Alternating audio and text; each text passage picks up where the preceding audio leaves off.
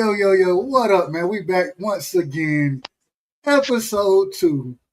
I got my brother in the building, man. Quentin. Oh, excuse me. Episode 2 of Cowboys and Dawgs Talk with Peanut and Pigeon, man. Unfortunately, don't get me started. Don't mention them in the first 30 seconds of the show. Hold on. Piss me off. So, normally, first things first, let's get my brother a round of applause, man. My brother in the building. Appreciate you. Thank you. Normally, I ain't gonna lie to you. Normally, I would start with Georgia, right? That was my plan. I said I'm gonna start with Georgia. But after the debacle we just seen, after the performance that we just experienced yesterday, and I ain't gonna lie to you, it hurt my heart. My stomach was in knots. I couldn't breathe for half. Bro, I've been drinking since that game ended, bro. It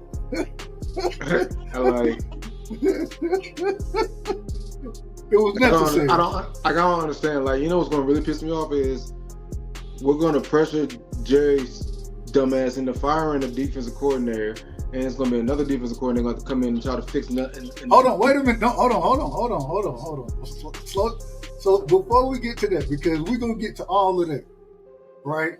Well, hey, why you start up? You know I'm not pissed off because Donovan Wilson's still on our team, bro. Hold on. Don't make no sense. Bro, don't make no sense. Hey man, y'all smash the like button. You know what I'm saying? Sub to the channel. You know what I mean? Every Monday, it'll be me and my brother. We'll be talking everything Cowboys and Dawgs. You know what I'm saying? So more dogs. All right, here we go. So I wanna do this in order, right? So we're gonna break this down into three pieces. Well, really, it's really 4 pieces. We're really breaking it down into 4 pieces. Okay, so first we going offense. We going defense. Okay. Then we going coaching staff, and then front office. Okay. Okay. So I want to talk about first. This defense is absolutely pathetic. Let's just go ahead and put it out there. One of the worst defenses, possibly in the history of the sport of boxing. I mean, sport of boxing. They're probably worse than that too. In the NFL, in the history, this defense is possibly an all-time horrible defense at this current moment in time. It's a horrible defense in the NFL. It's a horrible defense in the Canadian Football League. It's a horrible defense in Georgia high school. It's a horrible defense Division I. It's a horrible defense on Pop Warner. Bro, they shouldn't even be on. They shouldn't even be on the field, bro. Like, honestly, it's just. Bro, did you see this shot tackle? All right, so when we talk about this defense, first things first. Do you think that it's more scheme or is it the players, in your opinion? I don't care what the scheme is, man. My issue is execution. Just be where you're supposed to be. And then when you're there, make the play. Because there's too many times where there's a hole that is this wide open and dudes is on the ground, dudes is either diving with their eyes closed, or, I mean, the one thing Donovan Wilson does do correctly is make a tackle 30 yards down the field because the running back then blew past the line of scrimmage, the linebackers, and made him 10 yards behind and all that. So that's the one thing he has done is save some touchdowns on that end. But he giving them back in the pass game. So it's not a scheme thing for me, even though you can say, because at the end of the day, this is, what are we, 5 games in? So this is a brand new scheme 5 games in. I can't expect for them to be perfect. But my issue is, damn, man, I mean, can somebody just be in a hole? Can somebody be in a gap? Can the player not have fallen down? Can somebody not look like, I mean, it ain't that complicated. Hey, man, real quick, I got to stop. So you were absolutely correct. I don't know what's going on with my camera. I told you. I don't know what's going on with it. I'm gonna figure that out. So you just gonna see me in the little square with my little insignia up tonight. Yeah. But so my thing is this. First things first. You gotta plug holes. And shout out to everybody in the chat. My brother Prize is in the chat, man. Salute to my brother Mark Nash. Shout out to Angie, baby. My sister Angie in the building, man. My thing is this. I'm gonna get to that in a second because that goes to the front office. As far as these players go, I'm just gonna be honest. Donovan Wilson, the man, he only good playing forward. You can't take.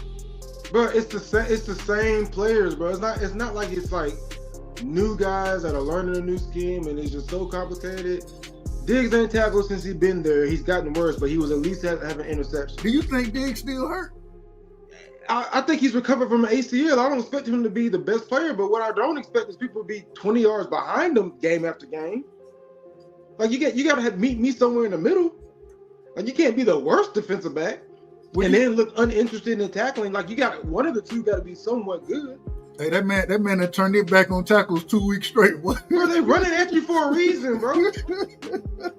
like I don't get it, man. Like it's the same dudes, man. It's frustrating. So let me ask this. I want to go through some of the plays. No, I'm sorry. Go ahead. My bad. Last week, you know. And some type of way, I just got to tell you, some type of way, because we Cowboys fans over here. We ain't worried about the Falcons. We Cowboys fans. So, I'm watching that, though. Now, I'm watching it too. And shout out to the Falcons because they put hands on the Bills. Shout out to them.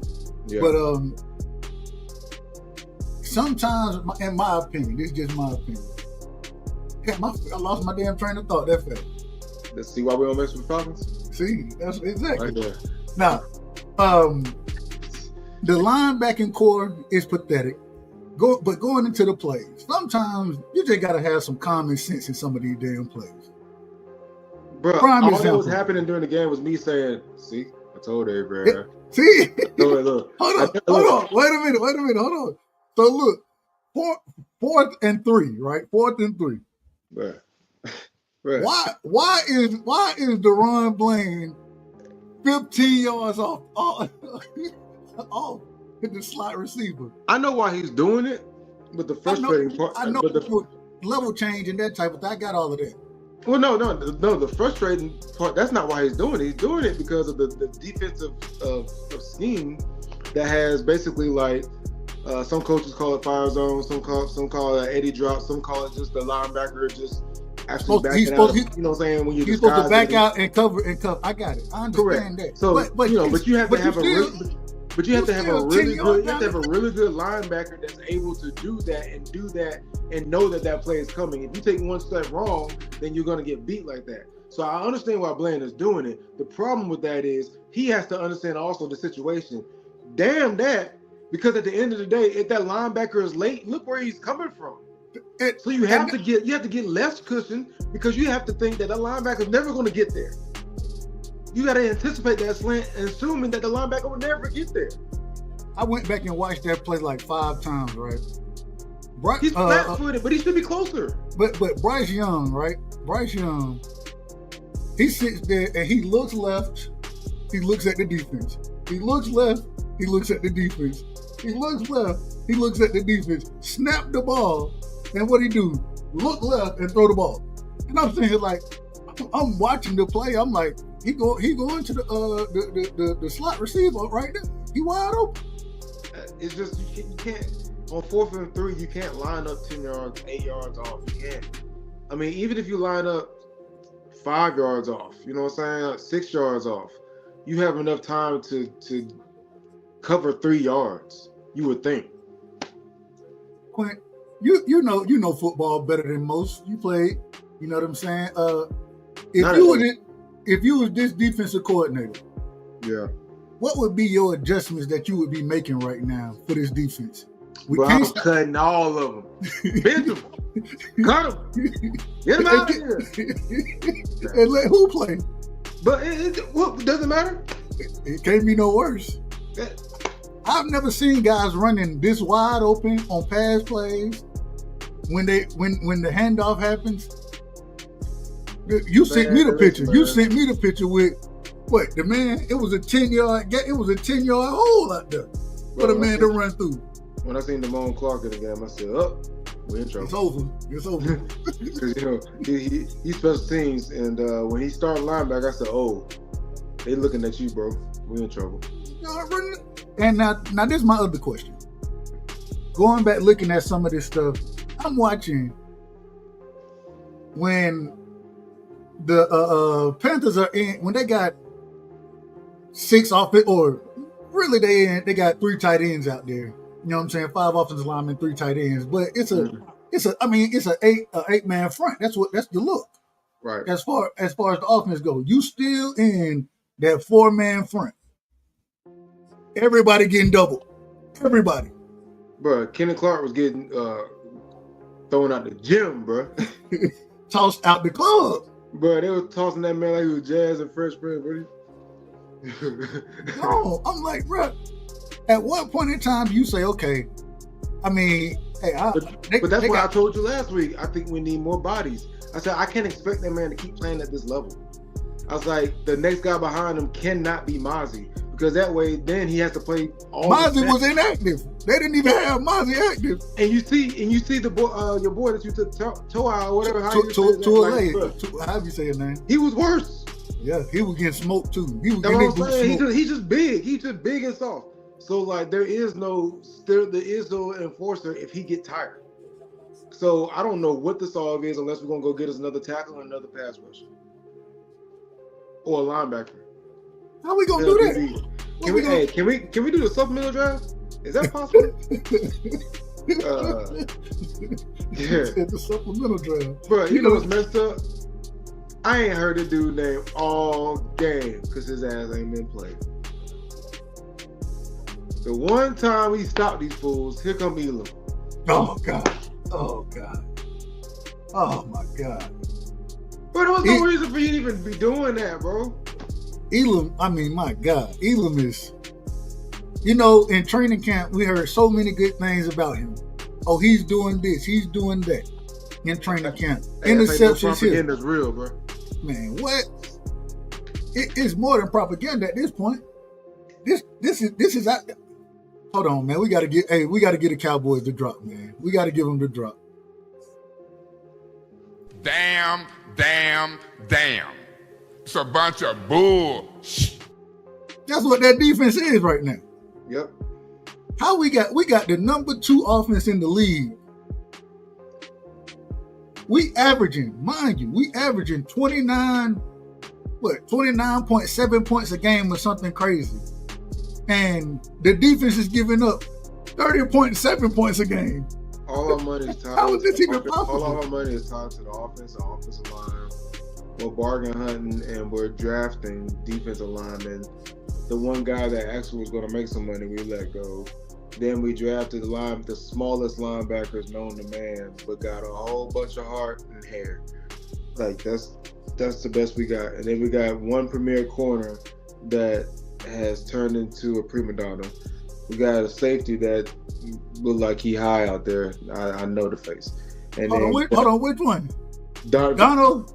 Hey, why do they keep putting this man? Close your mouth, Dono. Why they keep putting this man in space? Bro, why they just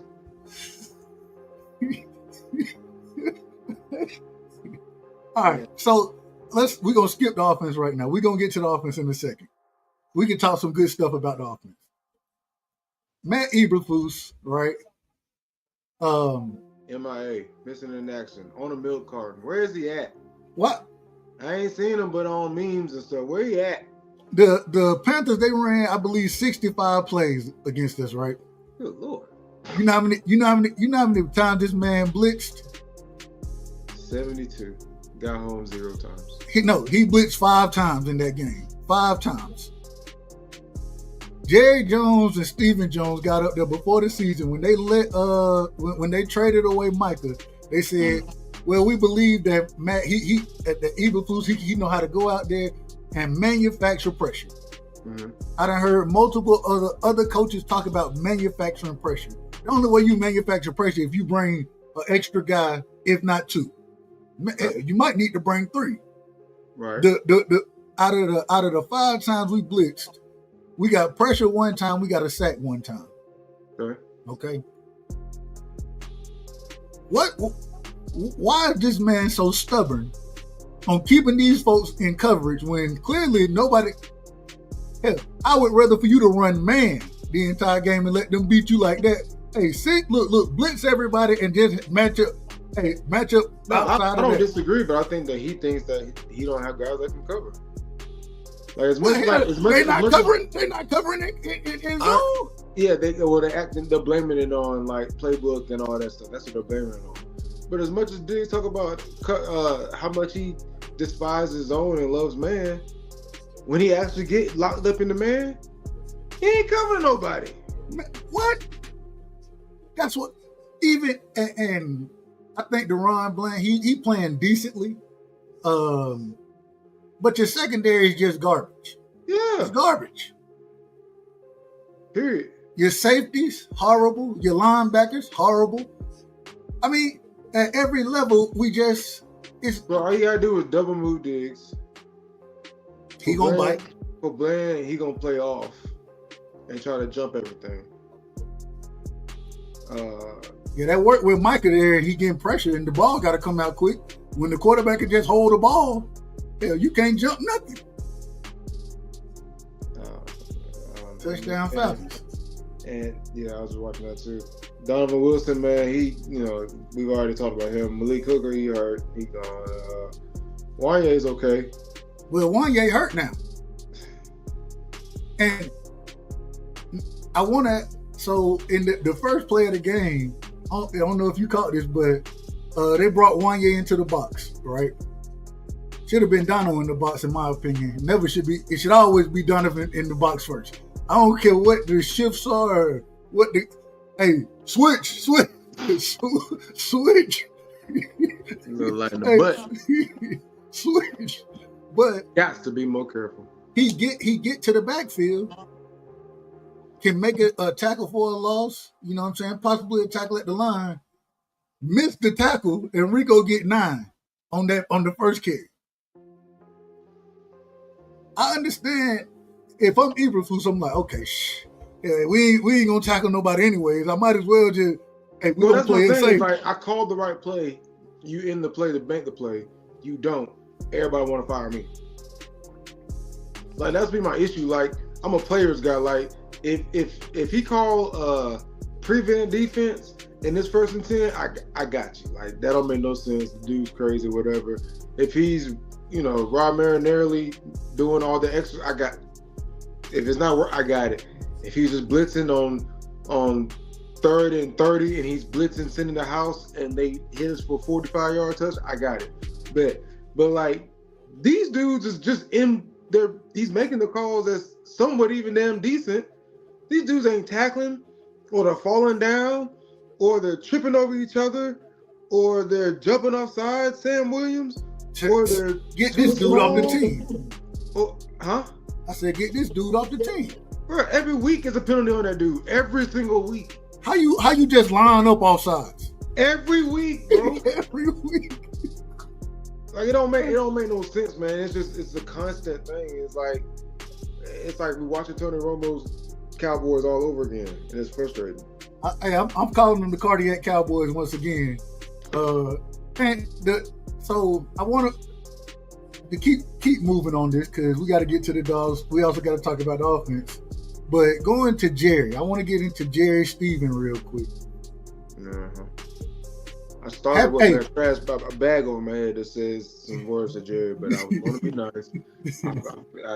I had me a drink. I was cool, but I'm not going to cuss out an old man. But I might do it on Twitter. Because happy birthday, Jerry, man. Happy birthday to the old.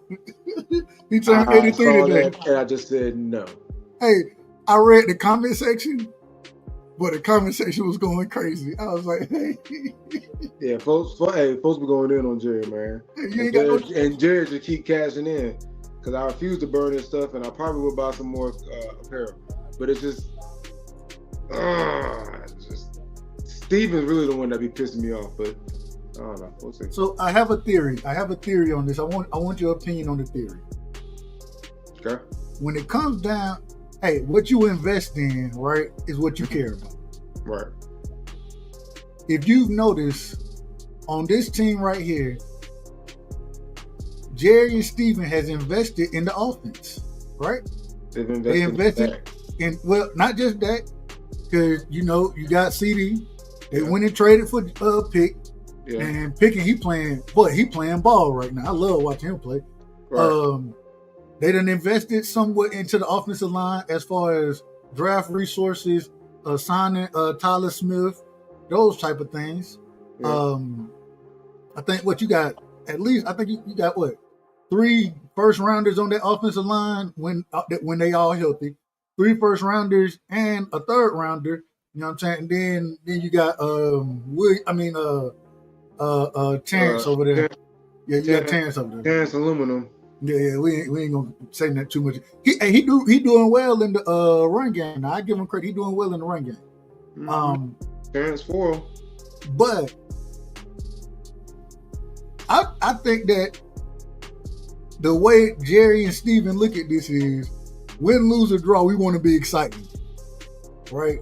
We want to have a offense that's dynamic, which we have. But when is it going to become time? If you really, Jerry brought out his own that he getting old and he don't know how long he's gonna be here. I didn't say it. Jerry said it, right? So if you really want to win, when you going to invest into the defense? That's what I'm saying. And 2 things can be true. You can want to be exciting and still invest into the defense. He has assets that he could have done or given up or passed on or paid for. He just choosing not to. Brother, we bargain, we go goodwill shopping for defensive players. And the thing is, he didn't win like that before. He had them Joes out there, them Jimmys and them Joes. So I don't know who's making that decision. I don't get it. Like, hey man, it's Steven. Steven is making the decision. It's Steven. Stat boy. Man, the richest stingy individual that you know. Move it for them. I'm just saying, at the end of it, you're gonna have to start investing. You know what I mean? You got to. And what was Jerry at after the loss? Anytime we win something, Jerry show up. Well, sure. The draw with the Packers. Jerry, he was on the podium for. Say it again. So everybody was speculating he was going to fire Eberflus. Oh, you breaking up. You breaking up. My bad. Can you hear me? Yeah, you good. I said everybody was expecting he was going to fire Eberflus. You can't fire Eberflus. I don't think that either. If you and not this early, man. Any good defensive team, right? Yeah. They have something that they want to do. In the last 5 years, and we brought this up last show, but think about we done went through what 5 defensive coordinators almost in 5 years. I don't think it's probably 4. I think it's 4. Yep. And even before Dan Quinn, and everybody got a different scheme. Everybody. Yep. So you got Dan Quinn. He want to come out. He want to be more of a 3-4 multiple type guy. Then you had Rob Marinelli, who he run Tampa 2. Right. Hell, you hired the old man. What's the old man? Kiffin. Kiffin. Mm-hmm. He want to run the Tampa 2, so you had some consistency there. But then you flip it when you get Dan Quinn, and then next thing you know, you flip it again when you get Mike Nolan. And then Nolan and Zimmer had kind of a similar scheme, kind of. Yep. Or excuse me, Nolan was before Quinn was. And so it wasn't. All I know is Eberflus, this man's scheme is totally different from what Zimmer was running. And so every year, these same people, they trying to learn something. They trying to figure out a new system. Right. At some point in time, you got to have some type of consistency as far as what scheme you're going to run. So then you can constantly draft players and put and go gather players that fit into the scheme. The reason we got small linebackers is because that's what Dan Quinn wanted to play with. But Dan right? Quinn But then been, Zimmer was like, Quinn "No, I don't want to play. No, I need bigger linebackers in my scheme." But Dan Quinn had been there for 2 years, and we still haven't addressed the issue. Yeah. I'm just saying you got to have some consistency. But we still ain't addressed it. We ain't been able to stop the run for 10 years, no matter who the defensive coordinator is. Yeah, what you want me to tell you? I'm just telling you. The reason we can't stop it is because when are they going to draft the players to actually stop the run? Fuck what coaches. No, when are they going to draft the players to stop the run? That the problem is in each scheme, individuals are looking for something different, and that's because of the lack of consistency. This is why we have random players out there at positions, because of the lack of consistency of the scheme. They need to lock in as a front office and say, this is who we want to be on defense, and then go find the coaches that can coach that style of defense, so you can continuously have, and when those coaches get here, they have the players that fit the scheme that will. You got to have consistency there. Yeah, you're right. You're not wrong. I blame Jerry and Steven more than anybody else. That's my opinion. It's just frustrating because it's the same song every year, man. Same thing. Let me ask you this. George Pickens go out there and he has an amazing game. Yeah. You know what I'm saying? Fantastic game. Dak Prescott looking like an MVP right now, playing at that high level. But we couldn't get the run game going to save our life. Couldn't get the run game going to save our life this past week. Yeah. I would have preferred on that last drive where shot it, I understand Dak needing to check it down early. I got that on the second two plays, but the screen game is the worst part of our system. Yeah, it's the worst part. And so when you come out on that first play and throw that screen, you lose 5 yards. Second play, whatever you call, Dak try to check it down. Yeah. Javonte Williams, I need you to understand, drop the ball, brother. Just drop it. Yeah. Don't catch it. Catch it. Yeah. Give us a chance here. Nope. No situational awareness. I'm just gonna catch it. I'm gonna catch it anyways. 7-yard loss. It's cool. No problem. Exactly. We're trying to win the game. It's cool. Whatever. But my thing is this. I don't blame all of that on Dak or Flu. Or excuse me, not Flu, but on Shotty. I don't blame, because hey, everybody gonna have a bad drive. But my problem is Pickens is cooking. Throw that man the ball 3 times. I don't care what you got to do. Just throw it to him. Yeah. Just throw it to him. If all 3 are incomplete, guess what? Dak, give him an opportunity. He the hot man out there. You know, Dak's favorite throw is a slant. You know what I'm saying? So he ain't trying to go. Yeah. Well, the good thing is, hey, when Dak, if Dak got time, Dak can pick a defense apart. Yeah. He's been on point this year. I give you that. So I just need the offensive line, pass blocking wise, they weren't bad. Yeah, they just couldn't pass. They couldn't run block. That was the issue. Exactly. They were getting bullied out there. That's really what's going on. Wait, is BB coming back this week? Is who? BB. Nah, man, BB, you know he had 6 weeks. I was hoping he said 4. I know it said 4 to 6 weeks. So I think we might get Booker back. We'll probably get Booker, CD, and Turk. We'll probably get them back this week. Really? Yeah. I didn't think CD's gonna be back so soon. That's what they talking. That's what I'm hearing. I could be wrong. If I'm wrong about it, I'll tell you I was wrong on next Monday. But who we play this week? Washington. And get what? Dan Quinn for the scheme us up on defense. Yeah. So we're gonna need all the help we can get. Help. Look, we're gonna need Hoffman gonna have to piss somebody off and get somebody kicked out of the game. You know what I'm saying? Do what we gotta do, man. And that's the other thing. Hoffman and Bass, they play. I mean, my God. Between them tripping over each other, falling on the ground, getting pushed. Look, they trying to pin and pull and pull. Yeah, when the offensive lineman, your center and your guard, then got pushed 2 yards into the backfield, your pullers got to adjust now, and then now they running into the running back on the handoff. I'm like, yeah. what are we doing? When it started happening, I was like, oh, that's why y'all was backups. Got it. It just, boy, it was ugly. The run game was ugly. Looking like Connor Williams out there. Man, they looking worse than Connor out there at certain points in time. I'm like, my God. And it's hard to look worse than Connor Williams. It just is what it is. Yeah. I have the one glimpse of hope that I have for this Cowboys team. Jared, never mind.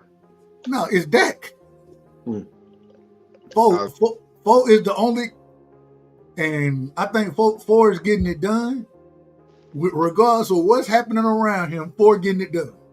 Yeah. As long as we have, it's not even a real run game, as long as you have attempts. And Shadi seems stubborn enough to continue to have a run game identity, whether it's successful or not. So as long as Dak has that consistency, I think he does. He continues to do well. But it needs to continue to hit, because once play action starts hitting, then he's really starting to cook. You know what I'm saying? Yeah. So last question. Well, what's your thoughts on GP, man? Georgia boy, shout out to GP. What's your thoughts? Bro, listen, man. Look, I'm not even surprised, man. I mean, that's the dude that we saw for 3 years. You know what I'm saying? Like, thanks. The only thing that held back Pickens was that he was injured. But other than that, man, we always knew he had some of the best hands we've seen. We always knew his competitive spirit was crazy. You know what I'm saying? Crazy. He was going to get after guys. You never had to worry about him blocking nobody. You never had to worry about him, you know what I'm saying, dominating the next guy. You never have to worry about his route running. Like, there's nothing that man can't do, and he does it with an attitude and the right mindset that's of a football player, not just a wide receiver. Right. So it's just, man, GP has been the dude from day one who we thought he was. What do you think we get with CD and GP on the field together? And I'm not talking about week 1, week 2 GP. I'm talking about GP that we getting weekly now, right? Yeah. Pick going out there, and the number 1 corner, I don't care who you are. J.C. Horn, Sauce Gardner, these are quote unquote top names in the league. Yeah. And he killing them. Well, on paper, it will look like Dak's going to have his pick of, of the poison. He's going to be able to pick whoever he wants to pick and do whatever he wants to do. And the field should be more spread out. But I think sometimes for coaches, they just kind of get trying to figure it out because they have so many options. Sometimes too many options is not the best thing, which is why sometimes you see one on the field, one off the field type deal. But to have them both is a good problem to have. You know what I'm saying? So coaches figure that out, solve that. Dak figure that out, solve it. And I don't see us slowing down at all. It's just a matter of us getting healthy and staying healthy and allowing that line to continue to grow, because that offensive line is young, man. Allowing Guyton to continue to learn and grow, and Tyler Smith to continue to lead, and BB to get healthy and continue growing. Doggone Booker's freaking a monster, but just keep learning, get healthy. And Terrence Meadowgard will, continue to come along at some point. I don't know. Who you think? So we have CD coming back, hopefully next week. I believe that's the reports right now. You got Turk coming back. Well, even if it's not next week, just in general. Okay. CD coming back, right? You got pick CD. Turpin, I think Turpin is the number 3 receiver right now, in my opinion. The way he you don't consider Tolbert the number 3? Man, you know who Tolbert done turned into? What year? 3 years ago. Maybe 3, 4, 5 years ago. Not your boy with the dreads. Who? I want to see if you say him. Noah Smith. Noah Brown. That's Noah who. Brown, That's who Turk turned into. At least JT. Tolbert can catch a ball. No, bro. Noah would get that ball bounce off his chest wide open. Bro, Tolbert has had a couple moments of catching the ball. This man had one target last week. Because he sucked. He's not good. And that's why I'm trying to tell you. And if you go look, costing that no interception though. But if you go look, when Lipke, when Hunter Lipke, when he caught the touchdown pass, right? Yeah. Who was the pick man? Tolbert. Hey, Tolbert is. Hey, I was like, thank God he didn't mess that up, because it was like you can do that within 1 yard. I was like, okay, that keeps Tolbert from having to screw that up, because if that had been in the middle of the field, he would have screwed that up. But the thing is Tolbert has become your dirty. He the dirty. We always had one receiver. They got to be the dirty guy. You know what I'm saying? Which you need that. You need that. I think that's his value to the team. Yeah. But at the same time, Flournoy, however you say his name, he getting more targets. You know what I'm saying? You got Mingo, and I still don't know what we got in Mingo, because Mingo ain't really played with Dak. He had to play with Cooper Rush for all last season. But I'll tell you, man, I like Flournoy, man. Like he's hard to take down, and he run like he's like impenetrable. Like he a running back. He run like he a tank, man. Like it take more than one per. He ain't gonna run right through your arm tackle. He's somewhat dependable if he hasn't tripped over somebody, but for the most part, he is he's good with me. I'm impressed. I agree 100%. All I'm saying is when the receivers get healthy, we only gonna carry 5 at the best. We gonna carry 5. I think Tolbert is good enough to be traded. Hold on, right now we carrying Jalen Cropper as a receiver simply because he plays special teams. He's played special teams. But we can get somebody else. But Tolbert plays special teams too. If you go Cropper, you don't need to have both. Tolbert, he ain't no return guy. Well, and that's why I say so. All right, this is the question. Cropper ain't that good a return guy either. I agree. We're not disagreeing. Disagreeing. They think more of him than I do, because clearly they have him returning punts right now while Turpin is hurt. But when Turk comes back, okay, what do you think the 5 guys be out of? And these are because it's 6 out there. So we're gonna guarantee Pitt. We're gonna guarantee CD. Yeah. I'm guaranteeing Turp as well. Okay. Who are the other 2 guys out of these 3 right here? Is it JT, Jalen Tolbert? Is it Flournoy, or is it Mingo? 2 guys. You can only pick 2. Did you say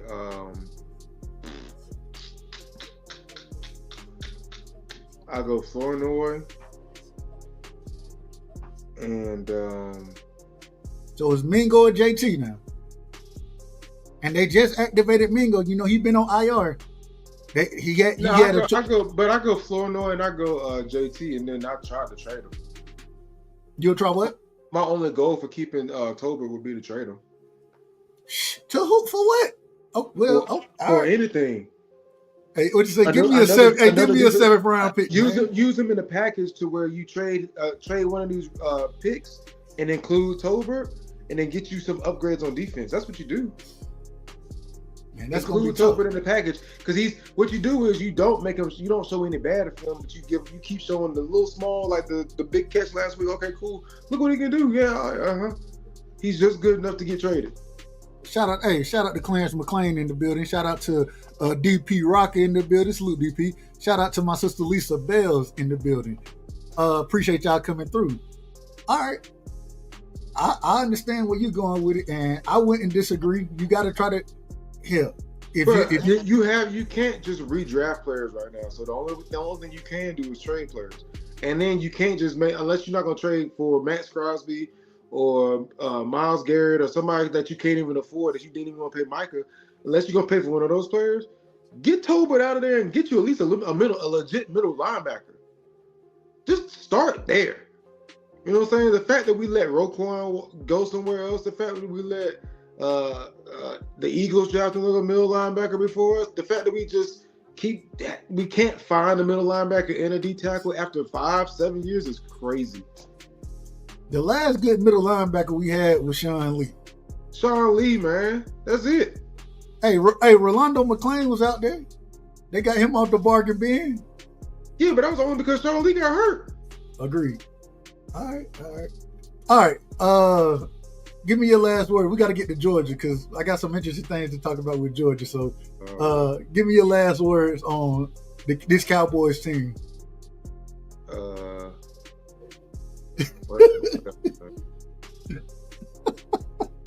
Next. Come on, give me something good. Bro, I ain't got nothing good, bro. Because if I snapped already, I've been yelling at you, and I don't think that is productive for me to continuously yell at you about these idiots that can't tackle nobody, that's real scary, but make all the money and talk all the noise on Twitter. Yeah, blah, blah, blah. Same old bullshit. Can't stand the Cowboys. Keep on. All right, man. Let's get to Georgia, man. Georgia ended up beating Auburn this weekend, 20-10. Yep. Go Dogs. Hey, go Dogs. It played. It's always tough playing at Jordan Hare, especially at nighttime. You know what I'm saying? I want to talk. Let's talk coaching first. I want to talk coaching first on this one. Okay, because like you look at some of the things going on Twitter and in the media and those type of things. We had between coaching and the refs, right? Okay. We hearing a lot of noise out here. Okay. I want to ask first, what was your thoughts? What is it? I think about a minute and 30 seconds left in the first half, second quarter. Quarterback sneak. Yeah. Ball gets punched out. It was. I think the ref screwed that play. Either any type of way it goes, they screwed it. Either it should have been a Georgia touchdown or it should have been Auburn touchdown. In my opinion, that's my opinion. Right. Go ahead, man.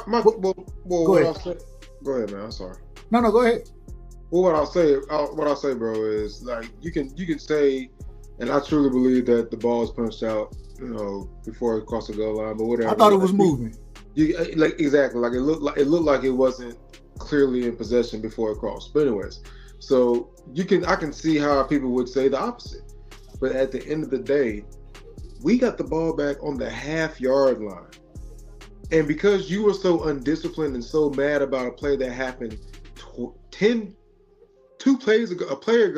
minutes ago, however long ago, you couldn't contain yourself long enough to keep us from marching 80 yards for a field goal?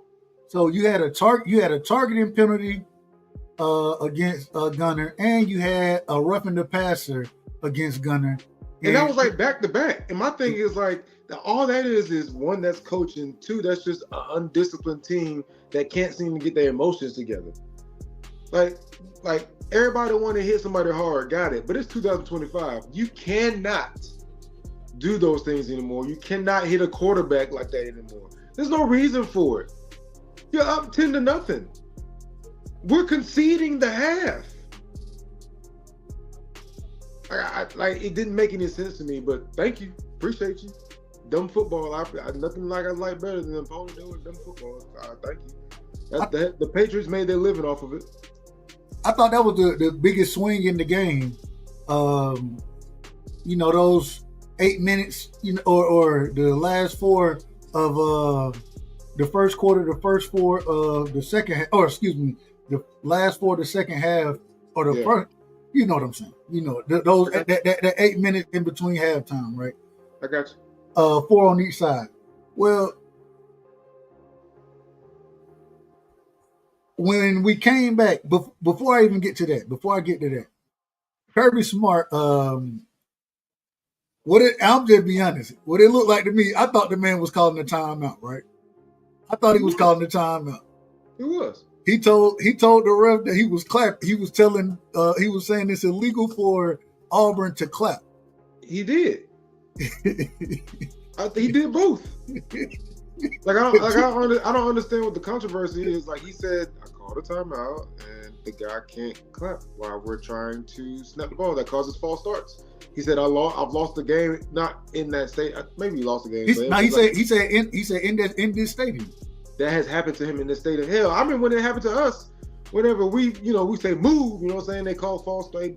We cause a false start. They put that exact rule in the playbook for that not to happen. So he's not wrong.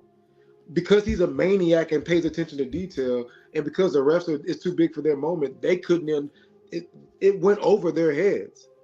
But yeah, timeout, because that's the right call. But also, Buddy doing this, like, you can't do that. That's a flag. That's a penalty. That gives us some more yards. So my thing is this. I'm looking at people, they saying, man, the ref should be suspended. Kirby should be suspended. Everybody should be suspended because of that play. And how it all played out. Now, I gotta grant this one point. Okay. If the refs are gonna, if they signal the timeout first, Kirby was like, "Nah, I'm not calling timeout. I was telling you he clapping. I thought he was calling timeout. That's me. Right. If you go back and I watched the video, it looked like he was mouthing timeout, right?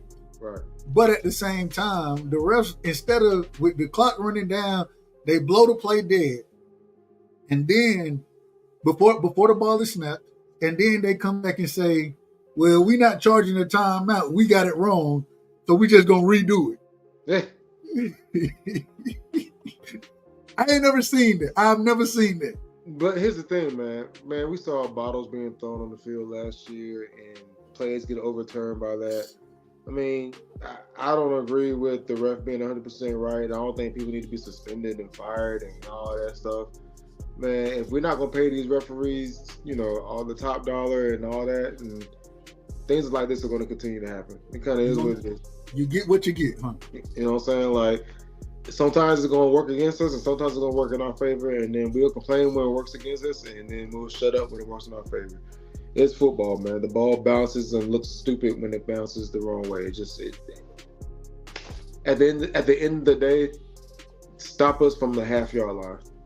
Don't lose your composure. And then if you do lose your composure one time, don't do it twice in the same drive.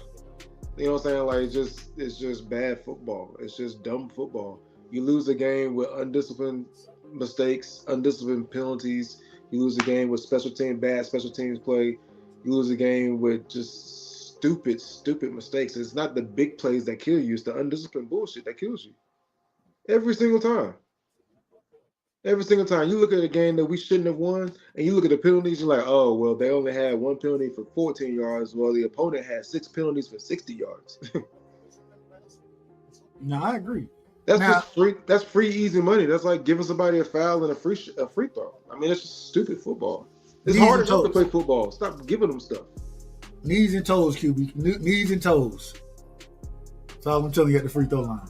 So that's it, bro. That's it. Going into Georgia, first I want to tell the two halves, right? Yeah. Man, Auburn, they dominated Georgia for outside of the field goal, off of the fumble, you know what I'm saying, on the goal line. Outside of that, Auburn dominated that first half. Yeah. It wasn't even close. I thought that we couldn't get stops. We got a few stops, you know what I'm saying, but it just seemed like Georgia's been starting off slow on defense. Yeah. What do you attribute that to? What do you think's going on with the defense? Because historically, under Kirby Smart, a Georgia defense is usually it starts off pretty fast, usually on point. Usually the offense may start off a little slow, but the offense always starts to come around. What do you attribute the defense's slow starts to? I think right now we're more of a reactionary defense, and that's to begin the game with, which means we're taking what the offense is giving us and learning on the fly, essentially. And once we have you figured out, then it's a different ball game. I know that's frustrating to watch as a fan. I know that's frustrating to watch, but it kind of is what it is. Like, if Kirby's going to say they're doing things that we haven't even repped or prepped or practiced, then yes, it's going to look like that. So that's not to make any excuses on the defense, because I'm the first person to tell you missed tackles are missed tackles. I don't care what the scheme is. You make the play, you beat your man in front of you, and that's how you play defense. run, see, hit ball. You know what I'm saying? It's just that's what you do, and you do it with attitude and effort. If you don't know what you're doing, you do it fast, and you do it, and you do it with like your hair's on fire, and then you'll be fine. So that's kind of where we want to be at. But I think that's what kind of contributes to our slow starts. But I think, again, like I told you last week, man, them boys are young, and they're still trying to figure themselves out. And you can tell from the pass rush. I think C.J. Allen's really coming along, man. He's really had the last 2-3 weeks. He's really coming along. So some things are starting to come into place. Defensively speaking, Georgia is one of those teams, and not even just defensively speaking. I think in general, I think this is one of the youngest teams Kirby's had. It's interesting because even with that being said, as the season progressed, Georgia don't play their best football at the beginning of the season. Right. I remember a few years ago we went. I think it was 10. It was 10-3 against Clemson, the opening game, right? Yep. And I think that was a national championship year, actually. And as the season progressed, Chris Smith, they start to roll. Absolutely, Chris Smith. Yeah. They start to roll, right? I think that, and I want your. When do you think that this Georgia team will play their best ball? Quite honestly, I think that if we have a really good, consistent game against Ole Miss, and it's not like a rainy day or anything, like it's an actual nice day, and things kind of go in our favor, and we actually play ball, and the mistakes are minimal, if any, and we got an offensive line that actually picks up a late blitzing scheme, and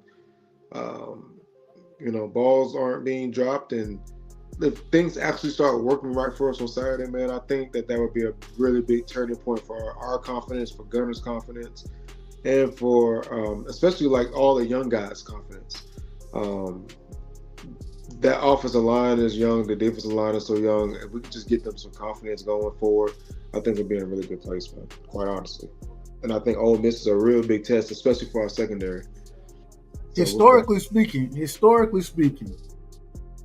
under Kirby, Georgia's team, we start playing our best ball end October, beginning of November. That's when we really start to get into the team that we're gonna be. Yeah. You know what I mean? As long as, and shout out to my brother DJ in the building. DJ here, Alabama fan. DJ said Alabama is UGA's daddy, plain and simple. All right. I gotta take it on the chin. What Kirby might be? What is he? 1-4 against 1-5 or something like that against Alabama. It is what it is. Yep. I mean, my guy beat him twice, but I understand. We understand. But I do think that this team will start to get. We see improvements. The secondary is starting to look. We don't have just blown coverages or anything like that. You know what I'm saying? Yeah. When the ball in the air. I'm really impressed with Danilo, man. DeMello, I think 15, but how he tackles, how aggressive he is. As long as he, even if you don't catch the ball, just play the ball in the air as best you can. He's not as handsy. And I'm really liking Justice or Justin Williams. Which one? Williams. Oh yeah, Justin. I'm really enjoying him, man. Like that dude, he's growing up as. What is that? He's 19, number 19. Yes. The more he plays, the more he learns. He's flying around out there, man. He doesn't even always know exactly what he's supposed to be doing. So I'm enjoying watching him because I think that frees up Chris Cole to do more pass rush. So if we can get Justin Williams on board, man, it's going to be a really big thing between him and CJ. So I agree 100% with that. I'm going to tell you what makes me nervous. The defensive line the defensive line going to stop the run. Yeah. They're going to stop the run. It's hard pressed just for you to run against Georgia. Okay. But that secondary, it just depends on the day. That's what I'm saying. We're going to get tested on Saturday. And the thing with the secondary is, man, listen, bro. Like, as a DB, you're not going to always win. That's the hardest position on the field. I have to run backwards while you're running full speed ahead. And not only am I running backwards, I don't know where you're going. And you then know the exactly quarterback where is you're throwing going. the ball at a place that he's not throwing it to me. He's throwing it to somebody else, and I still have to cover you and knock that ball down. So I got to think about what you're doing before you do it. I got to actually react to what you're doing when you actually do it. And I got to be faster than you while I'm running backwards. Like, I get it. But at the same time, like, you're going to get beat sometimes. It's difficult, you know what I'm saying? But it's about a confidence position. That's all DB is. Okay, I get beat, cool. Don't pull me. Stuff happens. I'm not giving up a crazy play, bet.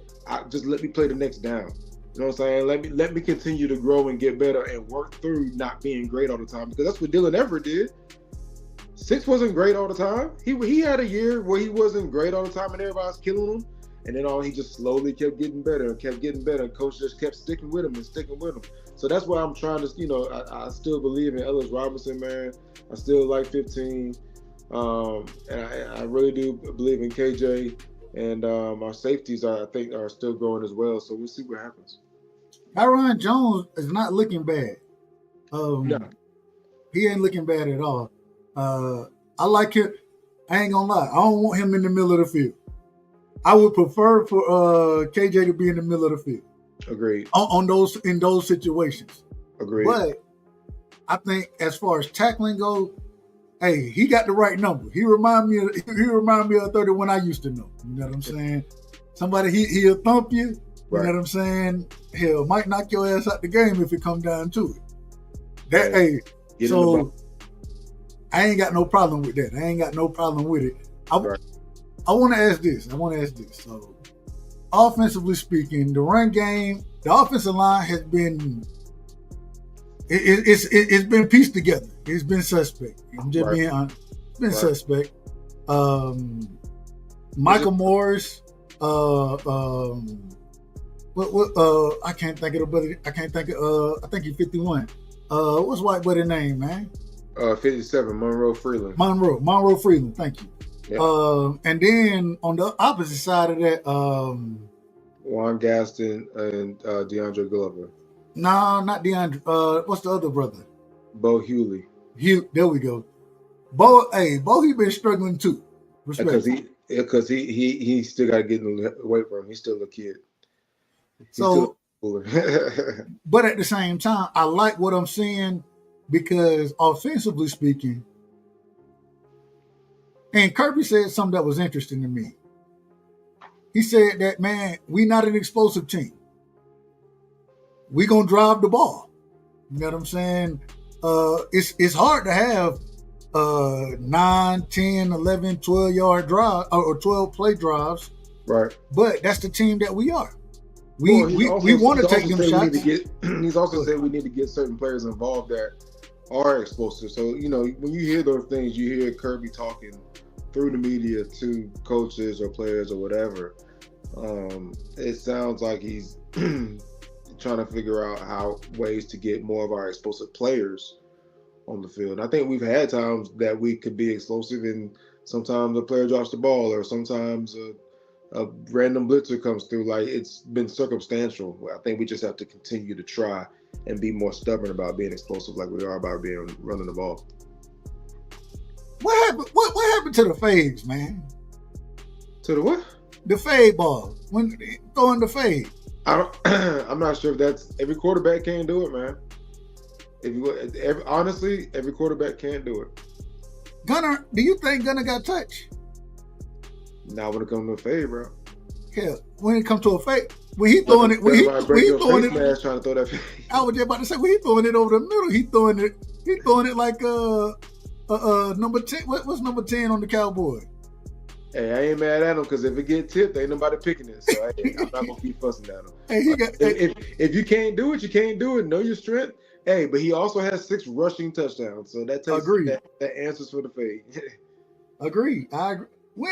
When the last time we had a running quarterback like Gunner? DJ Shockley? Stetson? Oh, Stetson. I'll give you Stet. Yeah, Stet. Yeah.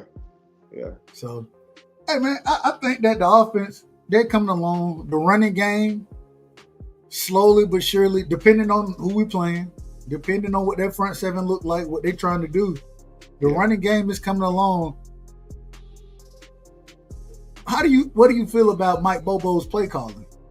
Well, first, I just hope Chauncey Bowens is okay. I know they said that he was nursing a calf issue. Have you heard anything about that? Now, I had soft tissue injuries. Yeah, they ain't gonna tell you much anyway. Yeah, so I'm hoping that he's okay because that don't sound good. But that's why I think he wasn't used as much last week.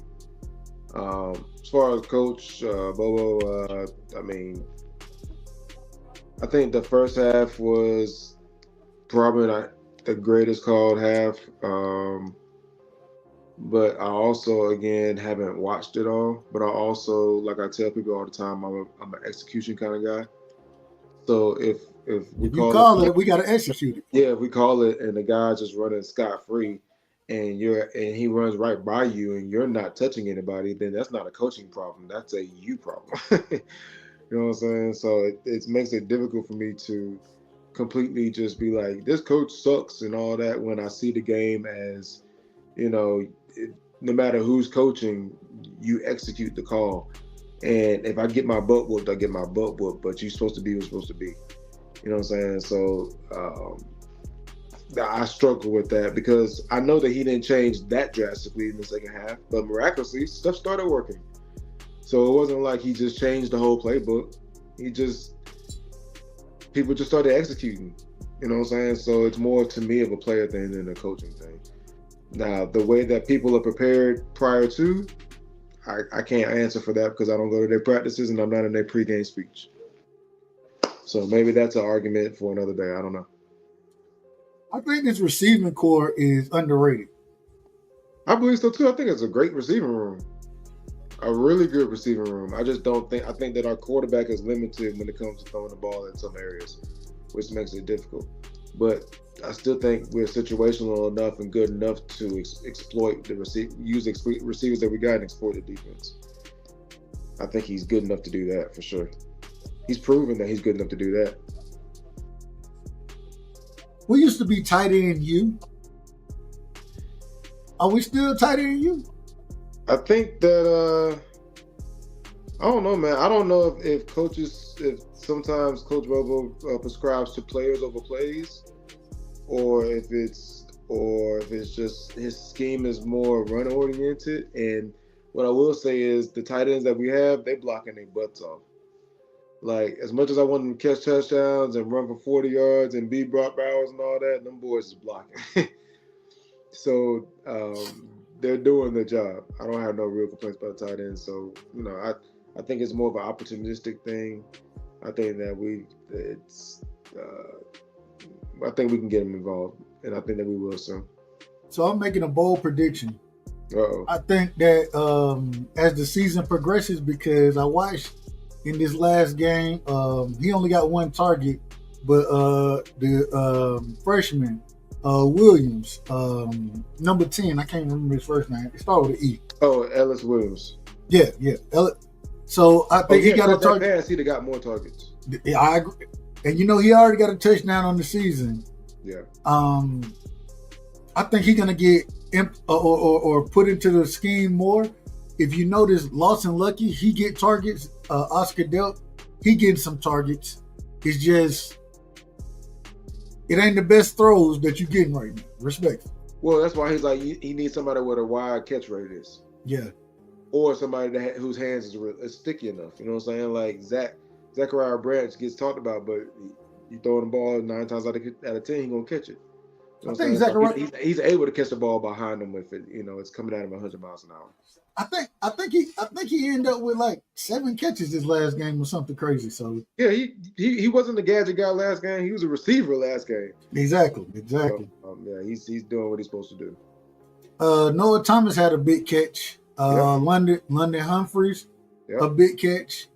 Kobe Young, he had a couple catches. That's the frustrating thing, man. You look at Gunner and you see drives like that, you're like, I've seen you do it, bro. I've seen when money's on the line, you're a different dude. So it's like sometimes you have to just, and people don't understand how loud those stadiums are, how big those moments are, and how long it takes you to be comfortable in your skin in those moments to just play ball and not have to think so much. Like, it takes a long time to not think, and when it clicks and things start slowing down for you, like it's a surreal feeling, because now you can just play without, okay, I gotta do this, and I got a corner post, and then you can just, okay, I see it, they're empty, I go zone check, okay, coach said I can play like 2, I showed 4, but I'm gonna play 2, hey, show this, hide that. Like, it's easy to play that way. Motion goes here, change it from robber to man. Like, it's real easy to do that whenever you're comfortable seeing it and repping it, and seeing it and repping it, and then the game slows down, and then now we're off to the races. Dylan Bell, I don't know if he get enough targets. I don't know if he get enough opportunities. It's because he's so. Sometimes he, man. Sometimes he good, sometimes he ain't, man. He just, like, for instance, like, bro, like, slow down, make the wide open throw. Like, why are you being? How did he miss? Oh, hey, I thought that was the perfect time play for the situation, and nobody will remember it because it didn't work. And now only thing people remember is first half Bobo plays suck. You know what I'm saying? Like, stuff like that be irritating me. Yeah, because, like, it's, bro, dude's wide open. He just decides, you know what? I'm tonight. I'm throwing that thing 8 stands up. Hey, bro, I'm like, how did you threw it out of bounds, bro? What were you? Bro, we've been working on that play for 3 weeks straight. And you throw it out of bounds? Like, you did look. That's one of them throws where it ain't even got to be a perfect throw. You ain't got to put it on. Watching the game, that's a Georgia fans like, 86 in the game. Here it comes. Bro, what are you doing? All right, bro. Love you, man. Last question about Georgia offense, and then we're gonna get ready to shut this thing down. We're an hour and 7 minutes in. You know what I'm saying? The running back position. Yeah. I like Nate Frazier, right? Yeah. Something that was interesting to me that Nate Frazier said. He said that, man, you know, the coaches, they kind of told me, stop trying to, make so many moves and just get down here, get as many yards as I can, as fast as I can, right? Right. Do you agree with that? I mean, I don't know how they're being coached, man. I want Nate to be Nate, but my thing with Nate is just holding to the ball. You know what I'm saying? All that extra stuff, and just play ball and just hold on to the ball, man. I think once he gets in his head, that slows him down. He's a step slower, and that's when he's like, oh, I'm just going to get down, because last thing I'm going to do is try to make somebody miss and fumble the ball and get killed for it. So just keep working on holding the ball, man, and just be Nate. Like, be the guy that we recruited, that we got on Georgia, that was starting his freshman year. So I think that running back room got a lot of promise, man. Got a lot of promise. We saw Josh McCray. Yeah. We saw him much more this past week than I think we probably seen this season. He looked healthier, yeah. Yeah, and respectfully, the ML, he big. He a big dude. Yeah. He ain't no small running back. Something like that. Say it again. 245, something like that. I don't know about probably about 230. I'm gonna say 230. I ain't gonna go 245. Okay. Look it up. You might be right. All I'm saying is he, a bigger guy, but had some great runs. Nothing spectacular, anything like that. But very consistent in his running game. Had a big run late in the game. You know what I'm saying? The move to change, those type of things. Like you said, he wasn't healthy early in the season. Right. And we were kind of wondering, you had heard, rumblings about him. Oh, he been showing out this, that, whatever. Right. Damn, they blocked the kick. Yep. Oh, these damn blocked. I was trying not to say that. I'm behind you, clearly. Yep. But my question to you, as far as that goes, How do you see all of that playing out as far as the running back room? Who do you think 1, 2, 3 will consistently be? I think it would be if everybody's healthy. I think it would be Bowens, Nate. I think McCray, but I think that McCray Nate will be 2A and 2B type deal. And I think that Phillips will be the gadget guy, change of pace guy. Yeah. So I think he'll be your third down back, or your third back, and then Cash will be 4. You know, actually, yeah, Cash will be 4, and then Bo would be the odd man out, unfortunately. You know who don't get enough touches? Shoot, Roderick is not healthy. Nah, you know who don't get enough touches? Who? Cash. I don't know how it happened. Okay. On third down, right? And I understand he the third down back. You know what I'm saying? I watched Gunner going to make a check, right? Yeah. And on third down protection, these type of things, somebody missed it. You know who corrected it? Cash corrected it. Okay. He was like, oh, no, this is what we doing. Yeah. I think, man, anytime he touched the ball, I don't know how it happens. I'd be like, oh, he finna get knocked out. He make one guy miss, 2 guys miss, and now, not this Auburn game, but the game before. I think you're the only Georgia fan asking for more Cash.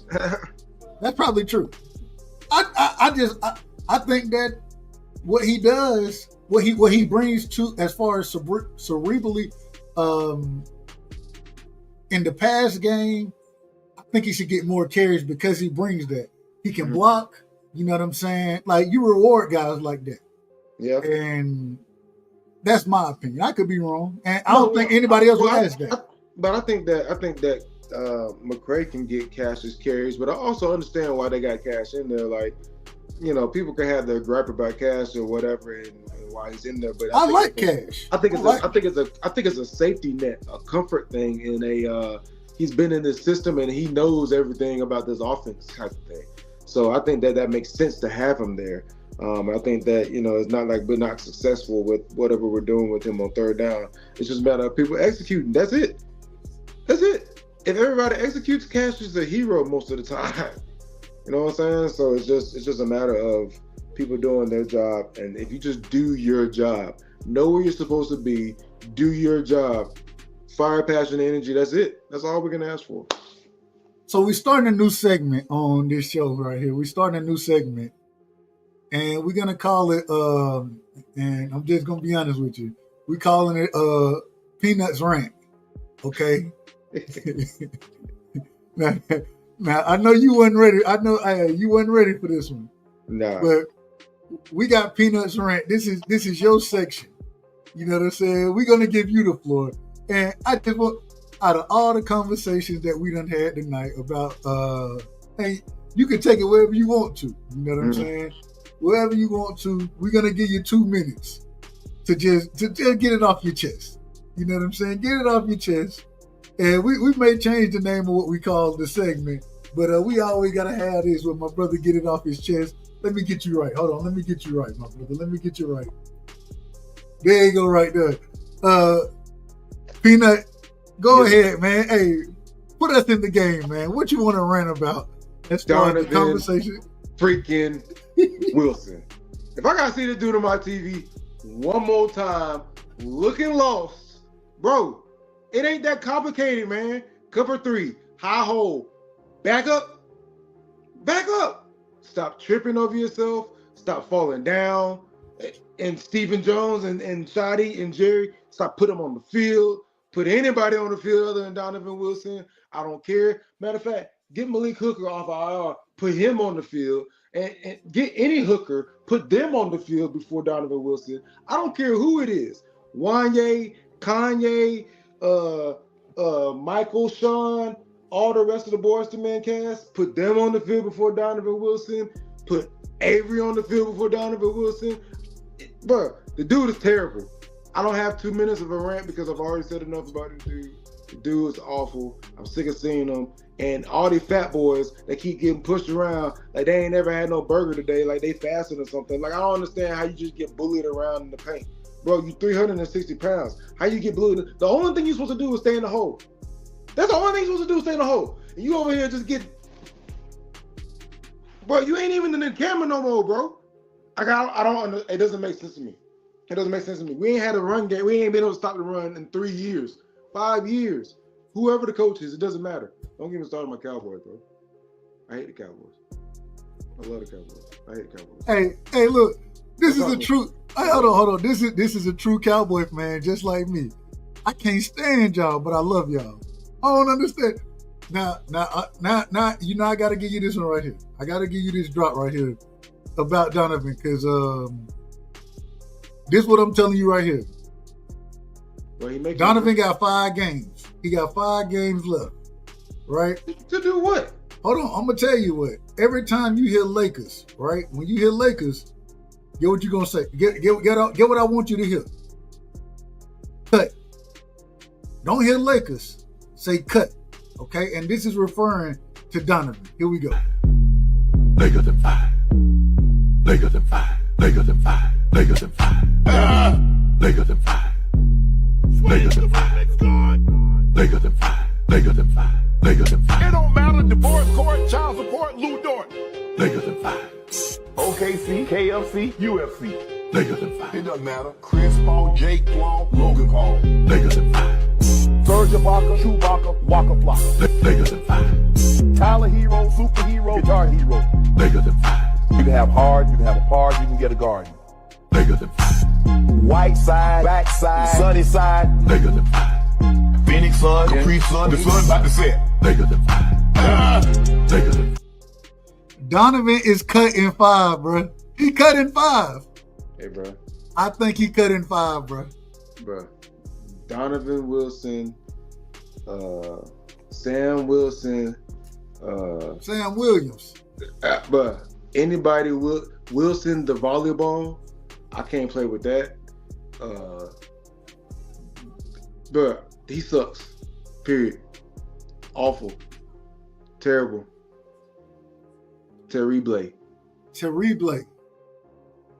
Man, Quinn, we're gonna have to do we're gonna do story time next time. We're gonna do story time as well. And we're gonna talk about some of our adventures in life. I don't know nothing. Nope. No. I tell my son, snitches get stitched. Hey, man. Q, man, it's been a great show. You know what I'm saying? I appreciate you, my brother. Hold on real quick. I need you to approve of this. This is your new drop. Every time, I'm gonna do you like this. I'm gonna come on. I'm gonna bring my brother up. Hey, before I let my brother Q talk, man, I gotta give him this drop, man. He once was an associate of ours. We called him Baba Yaga. The boogeyman? Well, John wasn't exactly the boogeyman. He was the one you sent to kill the fucking boogeyman. And that's who my brother QB is. He the one you send to kill the boogeyman. What are you talking about? And if I see Donovan, no, I'm just kidding. Hey, man, I appreciate you, my brother. You know what I'm saying? Sir. Nothing but love and respect. And hey, next Monday, we're gonna be right back here. We'll be here, man. Appreciate you, man. Hey, much love, fam. Love you, man. Peace. Hey, appreciate everybody pulling up. And this was episode 2 of Peanut and Pigeon. You know what I'm saying? Cowboys and Dogs talk. Salute to y'all. Y'all hit the like button and show up next week, man. Appreciate y'all. And with that, we out. Peace. Peace. Damn, I leave the studio before I hit the damn end button.